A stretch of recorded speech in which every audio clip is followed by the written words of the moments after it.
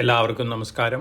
ഞാൻ Ramakrishnan TB, SEBI registered research അനലിസ്റ്റാണ്. ഈ വീക്കിലി പോഡ്കാസ്റ്റ് കേട്ടതിന് ശേഷം ഡിസ്ക്ലെയിമർ കൂടി വായിച്ചു നോക്കണമെന്ന് താല്പര്യപ്പെടുന്നു. അമേരിക്കൻ പ്രസിഡന്റ് ഡൊണാൾഡ് ട്രംപിൻ്റെ താരിഫ് അനൗൺസ്മെൻറ്റിന് ശേഷം അമേരിക്കൻ സ്റ്റോക്ക് മാർക്കറ്റിലും അതുപോലെ തന്നെ ഗ്ലോബൽ മാർക്കറ്റിലും വലിയ രീതിയിലുള്ള സെൽ ഓഫ് ആണ് കാണുന്നത്. കഴിഞ്ഞ ആഴ്ച മാത്രം അമേരിക്കൻ മാർക്കറ്റിലുണ്ടായിട്ടുള്ള സെൽ ഓഫ് നോക്കുകയാണെങ്കിൽ എല്ലാ ഇൻഡെക്സുകളും 7 മുതൽ 9% വരെ താഴെയാണ് ക്ലോസ് ചെയ്തിട്ടുള്ളത്. വ്യാഴം വെള്ളി നോക്കുകയാണെങ്കിൽ ഹ്യൂജ് സെൽ ഓഫ് ആണ് നമ്മൾ അമേരിക്കയിൽ കണ്ടത്. ടെക്നോളജി സ്റ്റോക്കുകളൊക്കെ വെള്ളിയാഴ്ച മാത്രം 7 മുതൽ 12% വരെ താഴെയാണ് ക്ലോസ് ചെയ്തിട്ടുള്ളത്. ഒപ്പം ആപ്പിളിൻ്റെ മാർക്കറ്റ് ക്യാപിറ്റലൈസേഷൻ $3 ട്രില്യൺ താഴെ വന്ന് $2.86 ട്രില്യൺ താഴ്ന്നിരിക്കുകയാണ്. ഈ താരിഫ് യുദ്ധത്തിൽ ഏറ്റവും കൂടുതൽ നെഗറ്റീവ് ഇമ്പാക്റ്റ് കിട്ടാൻ പോകുന്ന ആപ്പിളിനാണ്. അതുകൊണ്ട് തന്നെ ആപ്പിൾ നല്ല രീതിയിലുള്ള സെൽ ഓഫ് കണ്ടിട്ടുണ്ട്. ഇനി നമ്മൾ അമേരിക്കൻ ഇൻഡെക്സുകളുടെ കാര്യം നോക്കുകയാണെങ്കിൽ നാസ്ഡാക്ക് ഇൻഡെക്സ് 22.85% താഴെയാണ് പീക്കിൽ നിന്ന് ക്ലോസ് ചെയ്തിട്ടുള്ളത്. ഇത് സൂചിപ്പിക്കുന്നത് നാസ്ഡാക്ക് ഇൻഡെക്സ് ബെയർ മാർക്കറ്റ് ടെറിട്ടറിയിലേക്ക് കടന്നിരിക്കുന്നു എന്നുള്ളൊരു കാര്യമാണ്. സാധാരണ രീതിയിലൊരു ഇൻഡെക്സോ സ്റ്റോക്കോ പീക്കിൽ നിന്ന് 20% താഴെ പോവുകയാണെങ്കിൽ ബെയർ മാർക്കറ്റ് ടെറിട്ടറിയിലേക്ക് എൻട്രി ചെയ്യുന്നു എന്നാണ് പൊതുവെയുള്ള വിലയിരുത്തൽ. ഇങ്ങനെ നോക്കുകയാണെങ്കിൽ റസൽ 2000 ഇൻഡെക്സും ബെയർ മാർക്കറ്റ് ടെറിട്ടറിയിലേക്ക് എൻട്രി ചെയ്തിരിക്കുകയാണ്. 25.93% താഴെയാണ് പീക്കിൽ നിന്ന്. S&P 500 17.46% താഴെയാണ്. അതേസമയം ഡൗ ജോൺസ് 14.99% താഴെയാണ്. അടുത്ത ദിവസങ്ങളിൽ വലിയ രീതിയിലുള്ളൊരു സെൽ ഓഫ് വരികയാണെങ്കിൽ ഈ രണ്ട് ഇൻഡെക്സുകളും ബെയർ മാർക്കറ്റ് ടെറിട്ടറിയിലേക്ക് മാറിയേക്കാം. തീർച്ചയായിട്ടും ഇതൊരു താരിഫ് വാറിൻ്റെ ഒരു പ്രതിഫലനമാണ്. അമേരിക്കയിൽ റിസഷൻ വന്നേക്കും എന്നുള്ള ഒരു പേടിയാണ് ഇത്തരത്തിലുള്ള സെൽ ഓഫ് അമേരിക്കയിൽ ഉണ്ടാക്കിയിട്ടുള്ളത്. ആ റിസഷൻ ഫിയർ തീർച്ചയായിട്ടും മറ്റ് ഗ്ലോബൽ മാർക്കറ്റുകളിലേക്കും സ്പ്രെഡ് ചെയ്യാനുള്ള സാധ്യതകളാണ് കാണുന്നത്. ഒരുപക്ഷെ ഇന്ത്യ പോലുള്ള രാജ്യങ്ങളിൽ അല്ലെങ്കിൽ ചൈന പോലുള്ള രാജ്യങ്ങളിലൊക്കെ ലെസ് ഇമ്പാക്റ്റ് ആയേക്കാം. പക്ഷേ നാളെ തിങ്കളാഴ്ച ഓപ്പൺ ചെയ്യുന്നത് ഒരു നെഗറ്റീവ് ഇമ്പാക്റ്റോട് കൂടി തന്നെയാണ്. ഗ്യാപ്പ് ഡൗൺ ഓപ്പണിംഗ് തന്നെയാണ് നമ്മൾ എക്സ്പെക്റ്റ് ചെയ്യുന്നത്. നിഫ്റ്റി നമ്മുടെ വെള്ളിയാഴ്ചയിലത്തെ ക്ലോസിങ്ങും അതുപോലെ തന്നെ ശനിയാഴ്ച പുലർച്ചയ്ക്ക് നിഫ്റ്റി ക്ലോസ് ചെയ്ത റേറ്റും വെച്ച് നോക്കുകയാണെങ്കിൽ 624 പോയിന്റ് താഴെയാണ് നിഫ്റ്റി ക്ലോസ് ചെയ്തിട്ടുള്ളത്. അതായത് നാളെ ഒരുപക്ഷെ 624 അല്ലെങ്കിൽ 500-600 പോയിന്റ് താഴെ നിഫ്റ്റി ക്ലോസ് ചെയ്തേക്കാം. പ്രൊവൈഡഡ് ദാറ്റ് ഇന്ന് വൈകുന്നേരം ഡൊണാൾഡ് ട്രംപ് വേറെ പോസിറ്റീവ് ന്യൂസുകളൊന്നും അനൗൺസ് ചെയ്തിട്ടില്ലെങ്കിൽ തീർച്ചയായിട്ടൊരു ഗ്യാപ്പ് ഡൗൺ ഓപ്പണിംഗ് ആണ് ചൈനീസ് മാർക്കറ്റിനും ഇന്ത്യൻ മാർക്കറ്റിനും പൊതുവെ ഏഷ്യൻ മാർക്കറ്റുകൾക്കെല്ലാം തന്നെ നമ്മൾ എക്സ്പെക്റ്റ് ചെയ്യുന്നത്. കഴിഞ്ഞ ആഴ്ചയിലത്തെ വൊളാറ്റിലിറ്റി കമോഡിറ്റികളെയും ബാധിച്ചിട്ടുണ്ട്. വെള്ളിയാഴ്ച അറൗണ്ട് 10% താഴെയാണ് എല്ലാ കമോഡിറ്റികളും ഗോൾഡ് ഒഴികെ. ഗോൾഡ് $3038 പെർ ഔൺസിനാണ് സ്പോട്ട് ഗോൾഡ് ക്ലോസ് ചെയ്തിരിക്കുന്നത്. കഴിഞ്ഞ ആഴ്ചയിൽ തന്നെ ഗോൾഡ് പുതിയ റെക്കോർഡ് ഹീറ്റ് ചെയ്തിരുന്നു. അതിൻ്റെ ഒരു പ്രോഫിറ്റ് ബുക്കിംഗ് കൂടിയാണ് ഗോൾഡിൽ ഉണ്ടായിട്ടുള്ളൊരു ഇമ്പാക്റ്റ്. സാധാരണ രീതിയിൽ റിസഷൻ ഫിയർ ഉള്ള സമയങ്ങളിലൊക്കെ ഗോൾഡാണ് ഔട്ട് പെർഫോം ചെയ്യാറ്. ഒരു പക്ഷേ ഗോൾഡ് പ്രോഫിറ്റ് ബുക്കിങ്ങിൻ്റെ ഭാഗമായിട്ട് ഒരു പക്ഷേ $2950 പെർ ഔൺസ് വരെയൊക്കെ ഈ ആഴ്ചയിൽ വന്നേക്കാം. പക്ഷേ ലോങ് ടൈം ട്രെൻഡ് ഗോൾഡിനെ സംബന്ധിച്ച് പോസിറ്റീവാണ്. ഒപ്പം മറ്റ് കമോഡിറ്റികൾ നോക്കുകയാണെങ്കിൽ ബ്രന്റ് ക്രൂഡ് ഓയിൽ $65.5 പെർ ബാരലാണ്. ഇന്ത്യനെ സംബന്ധിച്ച് വളരെ പോസിറ്റീവായിട്ടുള്ള ന്യൂസാണ്. അതേസമയം നമ്മുടെ ഇന്ത്യയിലുള്ള ONGC അതുപോലെ തന്നെ റിലയൻസ് ഇൻഡസ്ട്രീസ്, വേദാന്ത ലിമിറ്റഡ് ഈ കമ്പനികളെ സംബന്ധിച്ചൊക്കെ സ്ലൈറ്റ്ലി നെഗറ്റീവാണ്. ക്രൂഡ് ഓയിലിൻ്റെ പ്രൈസ് താഴെ വരുന്നത് ഈ കമ്പനികളെ സംബന്ധിച്ച്, ക്രൂഡ് ഓയിൽ പ്രൊഡക്ഷൻ കൂടുതലുള്ള ഈ കമ്പനികളെ സംബന്ധിച്ച് നെഗറ്റീവ് ആയിട്ടുള്ളൊരു ഇമ്പാക്റ്റ് നൽകുന്ന കാര്യമാണ്.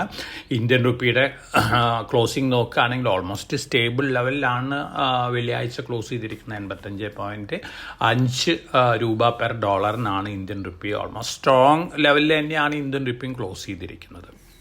അപ്പോൾ ചൈന വെള്ളിയാഴ്ച ട്രേഡിങ്ങിന് ശേഷം ചൈനീസ് ഗവൺമെൻറ് അനൗൺസ് ചെയ്ത് 34% ഡ്യൂട്ടിയാണ് അഡീഷണലായിട്ട് അമേരിക്കൻ ഇമ്പോർട്ടിന്മേൽ ഉണ്ടാക്കിയിട്ടുള്ളത്. തീർച്ചയായിട്ടും ഇത് അമേരിക്കൻ കൺസ്യൂമേഴ്സിനെയും അതുപോലെ തന്നെ അമേരിക്കൻ കമ്പനികളെ സംബന്ധിച്ചും വളരെ വളരെ നെഗറ്റീവായിട്ടുള്ള ന്യൂസാണ്. സ്മാർട്ട് ഫോണുകളും കമ്പ്യൂട്ടറുകളൊക്കെ ഏറ്റവും കൂടുതൽ അമേരിക്ക ചൈനയിൽ നിന്നാണ് ഇമ്പോർട്ട് ചെയ്യുന്നത്. അപ്പോൾ ഈ ഇമ്പോർട്ടിന്മേലൊക്കെ അമേരിക്ക തന്നെ ഡ്യൂട്ടി ഇമ്പോസ് ചെയ്ത് കഴിഞ്ഞ് കഴിഞ്ഞാൽ അമേരിക്കൻ കസ്റ്റമേഴ്സിൻ്റെ കാര്യം നോക്കുകയാണെങ്കിൽ വളരെ പരിതാപകരമാണ്. കാരണം വലിയ എമൗണ്ട് പോക്കറ്റിൽ നിന്ന് വീണ്ടും സ്പെൻഡ് ചെയ്യേണ്ടി വരും. ഐഫോൺ അല്ലെങ്കിൽ മറ്റു ഫോണുകൾ അല്ലെങ്കിൽ കമ്പ്യൂട്ടറുകളൊക്കെ വാങ്ങണമെങ്കിൽ. ഒരു ഉദാഹരണം നോക്കുകയാണെങ്കിൽ കഴിഞ്ഞ ആഴ്ചയിൽ ആപ്പിൾ ഐഫോൺ 16 പ്രോയുടെ പ്രൈസ് $549.73 ഒരു ഫോണിൻ്റെ വില. ഇനി പുതുതായിട്ട് ടാരിഫ് വരുന്ന 54% ഈ ഐറ്റത്തിനൊക്കെ വരുന്നത്. അപ്പോൾ 296.86 പുതിയ താരിഫും കൂടി ആഡ് ചെയ്യുകയാണെങ്കിൽ പുതിയ പ്രൈസ് വരുന്നത് $856.59 ഒരു ഐഫോൺ പ്രോ 128GB മെമ്മറിയുള്ള ഒരു ഫോണിന് വരുന്നത്. തീർച്ചയായിട്ടും അമേരിക്കൻ ജനതയെ സംബന്ധിച്ച് നെഗറ്റീവാണ്. അതോടൊപ്പം തന്നെ അമേരിക്കയിൽ റിട്ടയർ ചെയ്തിട്ടുള്ള ജനങ്ങളുടെ 79% സേവിങ്സും ഇൻവെസ്റ്റ് ചെയ്തിരിക്കുന്നത് അമേരിക്കൻ ഇക്വിറ്റിയിലും മ്യൂച്വൽ ഫണ്ടിൽ നിന്നാണെന്നുള്ള റിപ്പോർട്ടുകളാണ് വരുന്നത്. ഇതും വളരെ പോസിറ്റീവാണ്. കഴിഞ്ഞ ആഴ്ചയിലുള്ള മാർക്കറ്റ് ക്രാഷ് ഇവരുടെ റിട്ടയർമെൻറ്റ് ലൈഫിനെയാണ് ബാധിക്കാൻ പോകുന്നത്. അപ്പോൾ ഒരു കണക്ക് നോക്കുകയാണെങ്കിൽ 70 വയസ്സിന് മുകളിലുള്ള ആൾക്കാരാണ് ഏറ്റവും കൂടുതൽ ഇക്വിറ്റിയിലും അതുപോലെ തന്നെ ഇക്വിറ്റി റിലേറ്റഡ് മ്യൂച്വൽ ഫണ്ടിലും അമേരിക്കയിൽ ഇൻവെസ്റ്റ് ചെയ്തിട്ടുള്ളതെന്നുള്ള റിപ്പോർട്ടാണ് വന്നുകൊണ്ടിരിക്കുന്നത്. 17.77 ട്രില്യൺ $ആണ് ഇവരുടെ വാല്യൂ വരുന്നത്. 55 വയസ്സിനും 69 വയസ്സിനും ഇടയിലുള്ളവരുടെ 18.97 ട്രില്യൺ വർത്ത് സ്റ്റോക്കുകളിലും മ്യൂച്വൽ ഫണ്ടിലാണ് ഇൻവെസ്റ്റ് ചെയ്തിരിക്കുന്നത്. 40 വയസ്സിനും 54 വയസ്സിനും ഇടയിലുള്ളവർ 7.31 ട്രില്യൺ വർത്ത് സ്റ്റോക്കുകളിലും അതുപോലെ തന്നെ മ്യൂച്വൽ ഫണ്ടിലാണ് ഇൻവെസ്റ്റ് ചെയ്തിരിക്കുന്നത്. 40 വയസ്സിന് താഴെയുള്ളവർ 2.5 ട്രില്യൺ ഉള്ളൂ. സാധാരണ രീതിയിൽ ഏജ് ആകുമ്പോൾ റിസ്കി ഇൻവെസ്റ്റ്മെൻറ്റ് കുറയ്ക്കണം എന്നുള്ളൊരു തിയറിയൊക്കെ ഉണ്ട്. പക്ഷേ അമേരിക്ക ഇത്രയും എഡ്യൂക്കേറ്റഡ് ആയിട്ടുള്ള അമേരിക്കയിൽ പോലും ഈ തിയറി ഒന്നും ആരും ഫോളോ ചെയ്തിട്ടില്ല. മറിച്ച് കഴിഞ്ഞ 15 വർഷമായിട്ട് മാർക്കറ്റിലുണ്ടായിട്ടുള്ള അപ്വേർഡ് മൊമെൻ്റത്തിൽ സൈക്കോളജിക്കലി പൊരുത്തപ്പെട്ട് പ്രായം കൂടുന്തോറും വീണ്ടും സ്റ്റോക്ക് മാർക്കറ്റിൽ ഇൻവെസ്റ്റ് ചെയ്യുന്ന ഒരു രീതി അവലംബിച്ചിട്ടുണ്ടായിരുന്നു. അതിൻ്റെ ഒരു നെഗറ്റീവ് ഇമ്പാക്റ്റ് ഈ മാർക്കറ്റ് ഫാളിൽ അമേരിക്കൻ ജനതയ്ക്കും ഉണ്ട്. അതിൻ്റെ ഒരു റിയാക്ഷൻ ഇപ്പോൾ അമേരിക്കയിൽ നിന്ന് വന്നുകൊണ്ടിരിക്കുന്ന റിപ്പോർട്ടുകൾ സൂചിപ്പിക്കുന്നത് 12,000-ഓളം റാലികൾ ഓൾറെഡി ഡൊണാൾഡ് ട്രംപ് പോളിസികൾക്ക് എഗൻസ്റ്റ് ആയിട്ടും എലോൺ മസ്കിൻ്റെ പോളിസികൾക്ക് എഗൻസ്റ്റ് ആയിട്ടും അവിടെ നടക്കുന്നുണ്ട്. വീണ്ടും ജനങ്ങളുടെ പാർട്ടിസിപ്പേഷൻ കൂടുകയാണെന്നുള്ള റിപ്പോർട്ടുകളുണ്ട്. അതോടൊപ്പം തന്നെ ഇന്നലെ വാൾ സ്ട്രീറ്റ് ജേർണലിൻ്റെ ഒരു പോള് കണ്ടക്ട് ചെയ്തിരുന്നു.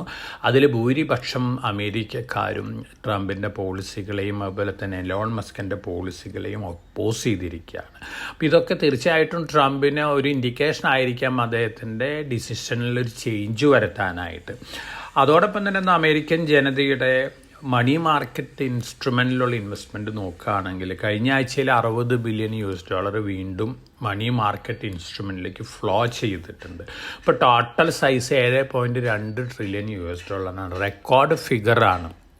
സാധാരണ രീതിയിൽ മാർക്കറ്റ് താഴെ വരുമ്പോൾ അട്രാക്റ്റീവ് ലെവലിലൊക്കെ എത്തുമ്പോൾ ഈ മണി മാർക്കറ്റ് ഇൻസ്ട്രുമെൻറ്റിൽ നിന്നാണ് സ്റ്റോക്ക് മാർക്കറ്റിലേക്കൊക്കെ ഫണ്ട് ഫ്ലോ ചെയ്യാറ്. പക്ഷേ ഇപ്പോഴത്തെ മാർക്കറ്റിൻ്റെ സെൻറ്റിമെൻറ്റ്, റിസഷൻ ഫിയേഴ്സ്, ഇത്തരത്തിലുള്ള കാര്യങ്ങളുള്ളപ്പോൾ ഒരു പക്ഷേ ഇത്തരത്തിലുള്ള ഫ്ലോ ഒന്നും ഉണ്ടാവണമെന്നില്ല. എന്നിരുന്നാലും പൊതുവേ അമേരിക്കൻ ജനതയുടെ കയ്യിലുള്ളൊരു ക്യാഷ് റിസർവിനെ കുറിച്ചാണ് ഞാനിത് സൂചിപ്പിച്ചത്. ഇതെല്ലാം തന്നെ US ഫെഡിൻ്റെ ഡാറ്റ വെച്ചിട്ടുള്ള ഫിഗേഴ്സാണ്. അപ്പോൾ ഇത്തരത്തിലുള്ള ന്യൂസ് ഫ്ലോസ് ഒക്കെ ഉണ്ട്. എന്നിരുന്നാലും താരിഫ് വാർ തീർച്ചയായിട്ടും ഇനി അഗ്രസീവായിട്ട് മറ്റു രാജ്യങ്ങളിലും ഇത്തരത്തിലുള്ള അനൗൺസ്മെൻറ്റുകളൊക്കെ നടത്തിക്കഴിഞ്ഞാൽ അമേരിക്കയിലും അതുപോലെ തന്നെ ഗ്ലോബലിയും വലിയ റിസഷൻ വന്നേക്കാം എന്നുള്ളൊരു ഫിയറൊക്കെ ഉണ്ട്. അതിൻ്റെ ഒരു ഇൻഡിക്കേഷനും കൂടിയാണ് JP മോർഗൻ പോലെയുള്ള ഇൻസ്റ്റിറ്റ്യൂഷൻ്റെ റിസർച്ചുകളൊക്കെ പറയുന്നത്. US റിസഷനിലേക്ക് എൻ്റർ ചെയ്യാൻ പോവാണ്. താരിഫ് വളരെ രീതിയിലുള്ള ഇമ്പാക്റ്റാണ് US എക്കണോമിക്കും കോർപ്പറേറ്റ്സുകൾക്കൊക്കെ ഉണ്ടാക്കുന്നു എന്നുള്ള ഒരു കണ്ടുപിടുത്താണ് JP മോർഗൻ്റെ റിസർച്ചും പറയുന്നത്. ധാരാളം മറ്റ് റിസർച്ച് ഔട്ട്ഫിറ്റുകളും ഇത്തരത്തിലുള്ള ന്യൂസ് ഫ്ലോസ് തന്നെയാണ് വിട്ടുകൊണ്ടിരിക്കുന്നത്. അപ്പോൾ തീർച്ചയായിട്ടും ഇതൊക്കെ പൊതുവേ മാർക്കറ്റിൽ വലിയ രീതിയിലുള്ള ഒരു നെഗറ്റീവ് ഇമ്പാക്റ്റ് ഉണ്ടാക്കുന്ന കാര്യങ്ങളാണ്. Almost all negative news flows are already discounted ആണ്. എന്നിരുന്നാലും താരിഫ് വാർ റിലേറ്റഡ് അനൗൺസ്മെൻറ്റുകൾ വലിയ രീതിയിൽ വീണ്ടും നെഗറ്റീവ് ഇമ്പാക്റ്റും വളാറ്റിലിറ്റി ഒക്കെ ഉണ്ടാക്കിയേക്കാം, പ്രത്യേകിച്ച് അമേരിക്കൻ മാർക്കറ്റിൽ.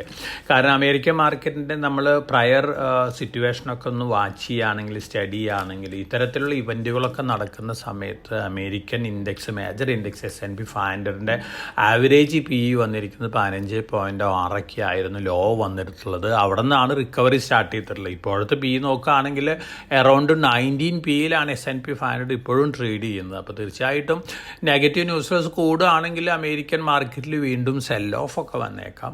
ഒരുപക്ഷെ മറ്റ് രാജ്യങ്ങളിലുള്ള മാർക്കറ്റുകളെ ഇത് ഇമ്പാക്റ്റ് ചെയ്യണമെന്നില്ല, പ്രത്യേകിച്ച് ഇന്ത്യ പോലുള്ള രാജ്യങ്ങളെ അല്ലെങ്കിൽ ചൈന പോലുള്ള രാജ്യങ്ങളൊന്നും ഇമ്പാക്റ്റ് ചെയ്യുന്നില്ല. നമ്മൾ ഇതുവരെയുള്ള പെർഫോമൻസ് തന്നെ നോക്കുകയാണെങ്കിൽ, ഒരു 1 ഇയർ പെർഫോമൻസ് ഒക്കെ നോക്കുകയാണെങ്കിൽ ചൈനീസ് മാർക്കറ്റുകൾ MSCI ചൈനീസ് ഇൻഡെക്സ് 13-14% ബെറ്ററാണ്. അതേസമയം S&P 500 ഇൻഡെക്സ് 17% താഴെയാണ്. അപ്പോൾ ചൈനീസ് മാർക്കറ്റുകൾ പീക്കിലാണ് ഓൾമോസ്റ്റ്. അതിനനുസരിച്ചൊരു സെൽ ഓഫ് ഒരു പക്ഷേ ചൈനീസ് മാർക്കറ്റിലും കാണാനുള്ള സാധ്യതകളൊക്കെ ഉണ്ട്. മാർക്കറ്റ് ഒരു നോർമൽ ലെവലിലേക്ക് വാല്യുവേഷൻ ഇൻക്രീസ് ചെയ്യാനുള്ള അഡ്ജസ്റ്റഡ് ആവാനുള്ള സാധ്യതകളൊക്കെ കാണുന്നുണ്ട്. അപ്പോൾ ഇത്തരത്തിലുള്ള ന്യൂസ് ഫ്ലോസ് ഒക്കെ മാർക്കറ്റിൽ വരുമ്പോൾ അതിൻ്റേതായ ഇമ്പാക്റ്റുകളൊക്കെ ഗ്ലോബൽ മാർക്കറ്റുകളിലും ഇന്ത്യൻ മാർക്കറ്റിലൊക്കെ ഉണ്ടാവാം. ഇനി നമ്മളെ സംബന്ധിച്ച് നോക്കുകയാണെങ്കിൽ നമുക്ക് ധാരാളം സ്റ്റോക്ക് സ്പെസിഫിക് ആയിട്ട് ന്യൂസ് ഫ്ലോസ് ഒക്കെ ഉണ്ട്. ആ സ്റ്റോക്ക് സ്പെസിഫിക് ആയിട്ട് ന്യൂസ് ഫ്ലോസിൻ്റെ പോസിറ്റീവ് ഇമ്പാക്റ്റ് ഈ താരിഫ് വാറിനിടയിൽ എത്രത്തോളം ഇമ്പാക്റ്റ് അല്ലെങ്കിൽ കാണാൻ കഴിയുന്നുള്ള കാര്യം, നമുക്ക് ഇമ്മീഡിയറ്റ് കാണാൻ കഴിയുന്നുള്ള കാര്യം നമുക്ക് തീർച്ച സാധിക്കില്ല. എന്നിരുന്നാലും ഇത്തരത്തിലുള്ള news flows, positive news flows ഉള്ള സ്റ്റോക്കുകളൊക്കെ മാർക്കറ്റ് വൊളാറ്റിലിറ്റിയിൽ താഴെ വരുമ്പോൾ long term point of view വാങ്ങാനുള്ളൊരു അവസരമാണ് നമ്മുടെ ഇൻവെസ്റ്റേഴ്സിന് ലഭിക്കാൻ പോകുന്നത്. നമ്മൾ പ്രീവിയസ് ഫാളുകളും അതുപോലെ തന്നെ മാർക്കറ്റ് ആക്ടിവിറ്റിയൊക്കെ നോക്കുകയാണെങ്കിൽ നല്ല രീതിയിലുള്ള ഒരു റിക്കവറിയാണ് ഇത്തരത്തിലുള്ള ഫാളിന് ശേഷമൊക്കെ നമ്മൾ കണ്ടിട്ടുള്ളത്. അത്തരത്തിലുള്ള ഒരു എക്സ്പെക്റ്റേഷൻ തന്നെയാണ് എനിക്കുള്ളത്. കാരണം നമ്മുടെ ഡൊമസ്റ്റിക് എക്കണോമി ഒരു കൺസംഷൻ ഡ്രിവൺ എക്കണോമിയാണ്. അതോടൊപ്പം തന്നെ നമ്മളൊരു എക്സ്പോർട്ട് ഓറിയൻറ്റഡ് എക്കണോമി ഒന്നുമല്ല. അതിൻ്റെ ഒരു പോസിറ്റീവ് ഇമ്പാക്റ്റ് നമ്മുടെ മാർക്കറ്റിലുണ്ടാവാം ലോങ് റണ്ണിൽ. ഇമ്മീഡിയറ്റ് വൊളാറ്റിലിറ്റി ഒക്കെ ഉണ്ടായേക്കാം. റീസെൻ്റായിട്ട് നിഫ്റ്റി ഹീറ്റ് ചെയ്തിട്ട് ലോ വരെയൊക്കെ വന്നേക്കാം മാർക്കറ്റ്. ഇനി വേഴ്സ്റ്റ് സെൽ ഓഫ് ഗ്ലോബലി വരികയാണെങ്കിൽ ഒരു പക്ഷേ നിഫ്റ്റി 21,400-500 ലെവലിലേക്കൊക്കെ താഴാം. അത്തരത്തിലുള്ളൊരു എക്സ്പെക്റ്റേഷൻ മാത്രമാണ് ഇപ്പോൾ ഫണ്ടമെൻ്റൽ പോയിന്റ് ഓഫ് വ്യൂ വെച്ച് നോക്കുകയാണെങ്കിൽ ഇന്ത്യൻ മാർക്കറ്റിലുള്ളൂ. ഇൻവെസ്റ്റേഴ്സ് ആരും തന്നെ പാനിക്കാവേണ്ട ആവശ്യമില്ല. കാരണം ഗ്ലോബലി നോക്കുകയാണെങ്കിൽ നമ്മുടെ എക്കണോമി തന്നെയാണ് ഏറ്റവും പെർഫോം ചെയ്യാൻ പോകുന്നത്. തീർച്ചയായിട്ടും ചൈനീസ് എക്കണോമിയും രണ്ടും കൽപ്പിച്ച് തന്നെയാണ് ചൈനീസ് ഗവൺമെൻറ് ഇരിക്കുന്നത്. ഏത് താരിഫിന് നേരിടാമെന്നുള്ളൊരു സ്റ്റേറ്റ്മെൻറ്റൊക്കെ തന്നെയാണ് അവരും നൽകിയിട്ടുള്ളത്. തീർച്ചയായിട്ടും അവരുടെ കോൺഫിഡൻസ് ലെവല്, അവരുടെ പഴയ കാലത്തെ ചരിത്രങ്ങളൊക്കെ നോക്കുകയാണെങ്കിൽ ചൈനീസ് എക്കണോമി, ചൈനീസ് ജനത വലിയ രീതിയിലുള്ള ഡെവലപ്മെൻറ്റാണ് നേടിക്കൊണ്ടിരിക്കുന്നത്. നമ്മുടെ അവിടുത്തെ റെയിൽവേ മാത്രം നോക്കിയാൽ മതി. റെയിൽവേ അല്ലെങ്കിൽ ട്രെയിനുകളും ബുള്ളറ്റ് ട്രെയിനുകളാണ്. നമ്മളെ സംബന്ധിച്ച് നോക്കാതെ നമ്മൾ 130-140 കിലോമീറ്ററിലേക്ക് വന്നു തുടങ്ങിയിട്ടേ ഉള്ളൂ. അപ്പോൾ തീർച്ചയായിട്ടും ഇതൊക്കെ ചൈനീസ് എക്കണോമിനെ സംബന്ധിച്ചുള്ള ഒരു പെർസെപ്ഷൻ ലോകത്തിന് നൽകുന്നുണ്ട്. അതുകൊണ്ട് പണ്ട് അമേരിക്ക വിചാരിച്ച പോലുള്ളൊരു ഇമ്പാക്റ്റ് ഒന്നും ഇപ്പോഴത്തെ താരിഫ് അനൗൺസ്മെൻറ്റുകളെ കൊണ്ടുണ്ടാവാൻ പോകുന്നില്ല. അതോടൊപ്പം തന്നെ 100 വർഷത്തിൽ ഒരിക്കലുണ്ടാകുന്ന ഒരു ഇവൻ്റ് തന്നെയാണ് ഇപ്പോൾ ഉണ്ടായിരിക്കുന്നത്. കോവിഡ് ഉണ്ടായിരുന്നു. ആ കോവിഡ് വന്ന 5 വർഷത്തിന് ശേഷം നമുക്ക് ഒരു താരിഫ് അനൗൺസ്മെൻറ്റ്, ഒരു കോവിഡ് പോലുള്ളൊരു ഇവൻ്റ് വന്നിരിക്കുകയാണ്. മാർക്കറ്റ് താഴെ വരും. This is a right time to buy for long time, provided that നമ്മുടെ ജനറേറ്റീവ് AI വലിയ രീതിയിലുള്ള ഡിസ്റപ്ഷനൊക്കെ പല ഇൻഡസ്ട്രീസിലൊക്കെ ഉണ്ടാക്കുന്നുണ്ട്.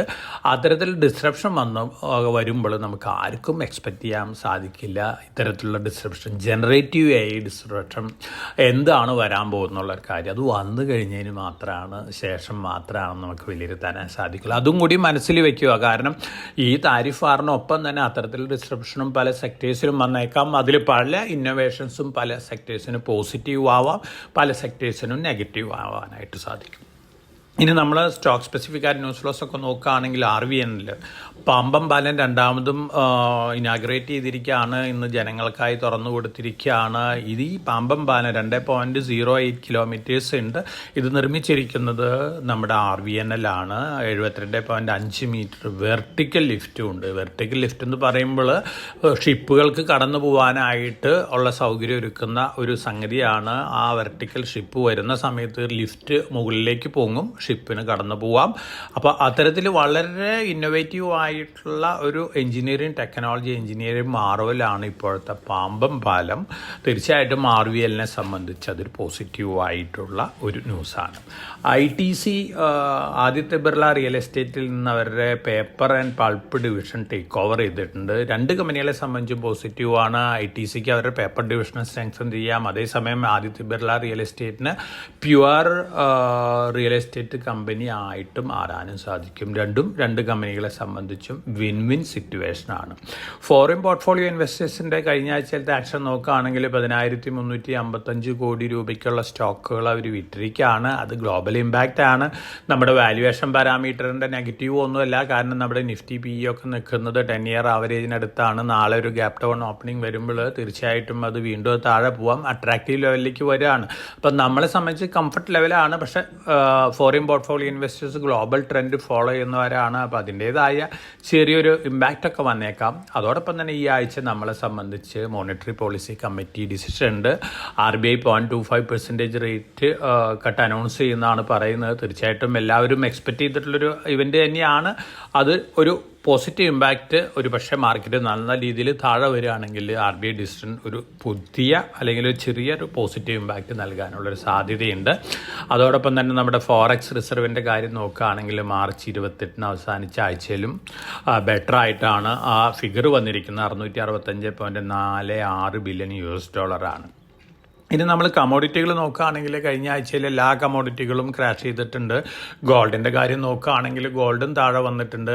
പുതിയ റെക്കോർഡ് ഹൈ ചെയ്തതിനു ശേഷം വെള്ളിയാഴ്ച ക്ലോസ് ചെയ്തിട്ടുള്ള $3038 പെർ ഔൺസിനാണ്.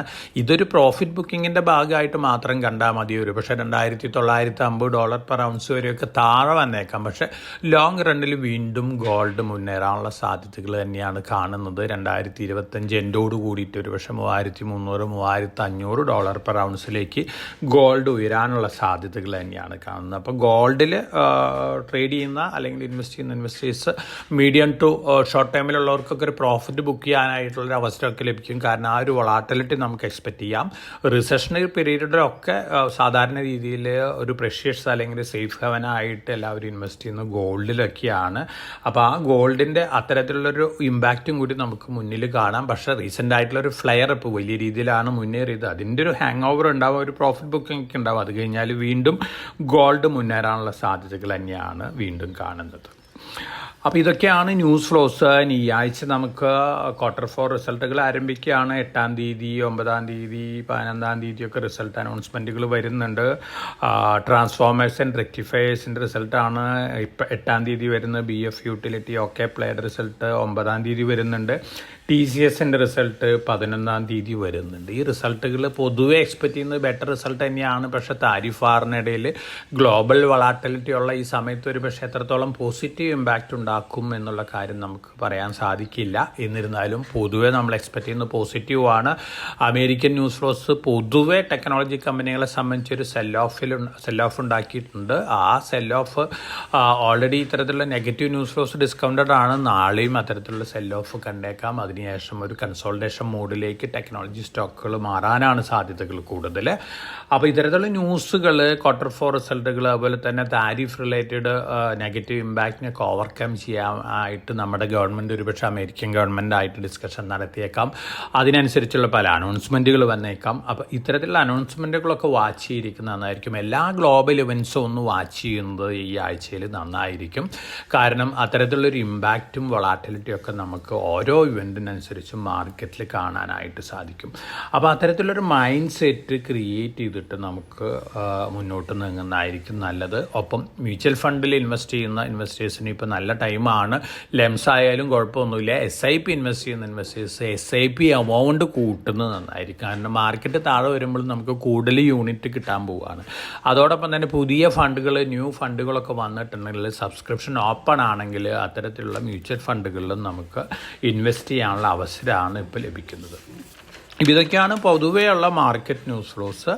ഒപ്പം നമ്മൾ മാർക്കറ്റിൽ താഴെ വരുമ്പോൾ ഏറ്റവും കൂടുതൽ ഫണ്ടമെൻ്റൽ പോയിൻ്റ് ഓഫ് വ്യൂവും ഫണ്ടമെൻ്റൽ പാരാമീറ്റേഴ്സ് നോക്കുക. ഇപ്പോഴത്തെ മാർക്കറ്റ് സിറ്റുവേഷൻ എന്ന് പറയുന്നത് ഒരു ടെക്നിക്കൽ ലെവലും അല്ലെങ്കിൽ ഒരു ഫണ്ടമെൻ്റൽ ഫാക്ടേഴ്സും ഇമ്പാക്റ്റ് ചെയ്യാത്ത തരത്തിലുള്ള അനൗൺസ്മെൻറ്റുകളാണ് വന്നുകൊണ്ടിരിക്കുന്നത്. അതുകൊണ്ട് തന്നെ fundamental point of view fundamental parameters value ചെയ്യുക, വാല്യൂ ഇൻവെസ്റ്റിംഗ് നടത്തുക, ലോങ് ടേം തിങ്കിങ് നടത്തുക. അതുപോലെ തന്നെ ഫണ്ടമെൻ്റലി സ്ട്രോങ് ആയിട്ടുള്ള സ്റ്റോക്കുകളിൽ മാത്രം ഇൻവെസ്റ്റ് ചെയ്യാനുള്ള ഡിസിഷൻ എടുക്കുക. വലിയ രീതിയിലുള്ള റിസ്കി ലിവറേജ് പൊസിഷനൊന്നും തന്നെ ഇപ്പോഴത്തെ അവസ്ഥയിൽ ക്രിയേറ്റ് ചെയ്യേണ്ട.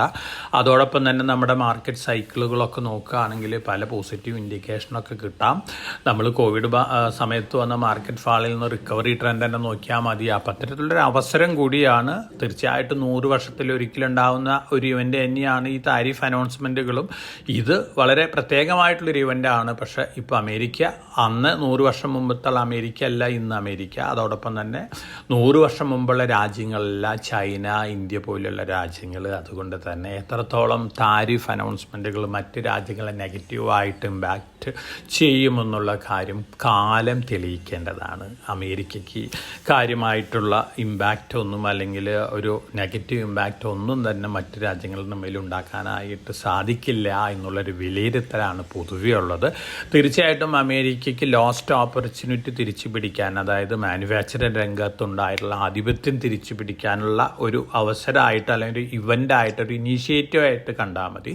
പക്ഷേ കോസ്റ്റ് വൈസ് അല്ലെങ്കിൽ labour cost vice, commodity cost vice ഒക്കെ നോക്കുകയാണെങ്കിൽ ചൈനയോ മറ്റ് രാജ്യങ്ങളായിട്ട്, പ്രത്യേകിച്ച് ചൈനയായിട്ടൊന്നും ഇപ്പോഴത്തെ അവസ്ഥയിൽ അമേരിക്കൻ എക്കണോമിക്ക് ബീറ്റ് ചെയ്യാനായിട്ട് സാധിക്കില്ല. അതുകൊണ്ട് തന്നെ തീർച്ചയായിട്ടും ഒരു കോംപ്രമൈസ് ഫോർമുലയൊക്കെ അടുത്ത ദിവസങ്ങളിലൊക്കെ വന്നേക്കാം. അതിനനുസരിച്ചുള്ള മാർക്കറ്റ് റിയാക്ഷനൊക്കെ നമുക്ക് മാർക്കറ്റിൽ എക്സ്പെക്റ്റ് ചെയ്യാം. അപ്പോൾ നമ്മുടെ മാർക്കറ്റും നാളെ ഗ്യാപ് ഡൗൺ ഓപ്പണിംഗ് ആണ് എക്സ്പെക്റ്റ് ചെയ്യുന്നത്. അതിനനുസരിച്ച് ഏഷ്യൻ മാർക്കറ്റുകളിലും നമ്മളൊരു ഗ്യാപ് ഡൗൺ ഓപ്പണിംഗ് ആണ്. ഇന്ന് വൈകുന്നേരം വലിയ രീതിയിലുള്ള അനൗൺസ്മെൻറ്റുകൾ ട്രംപൊക്കെ നടത്തുകയാണെങ്കിൽ ഒരു പക്ഷേ മാർക്കറ്റിൽ ഗ്യാപ് ഡൗൺ ഓപ്പണിങ്ങിൻ്റെ ഒരു ഇൻറ്റൻസിറ്റിയൊക്കെ കുറഞ്ഞേക്കാം. നമ്മുടെ മാർക്കറ്റിലുള്ള ഇൻവെസ്റ്റേഴ്സ് വളരെ സേഫായിട്ടിരിക്കുക, വളരെ കോൺഫിഡൻസോടുകൂടി ഇരിക്കുക. നമ്മുടെ എക്കണോമി കൺസംഷൻ ഡ്രിവൺ എക്കണോമിയാണ്. നമ്മളൊരു എക്സ്പോർട്ട് ഓറിയൻറ്റഡ് എക്കണോമി അല്ല. നമുക്ക് ലെസ് ഇമ്പാക്റ്റേ ഉണ്ടാവുള്ളൂ. അതുകൊണ്ട് തന്നെ നമുക്ക് വളരെ ഒപ്റ്റിമിസ്റ്റിക് ആയിട്ടിരിക്കാം. എല്ലാവർക്കും നല്ലൊരു ട്രേഡിംഗ് വീക്ക് ആശംസിച്ചുകൊണ്ട് ഞാൻ ഇന്നത്തെ വീക്ക്ലി പോഡ്കാസ്റ്റ് ഇവിടെ അവസാനിപ്പിക്കുകയാണ്. Thank you.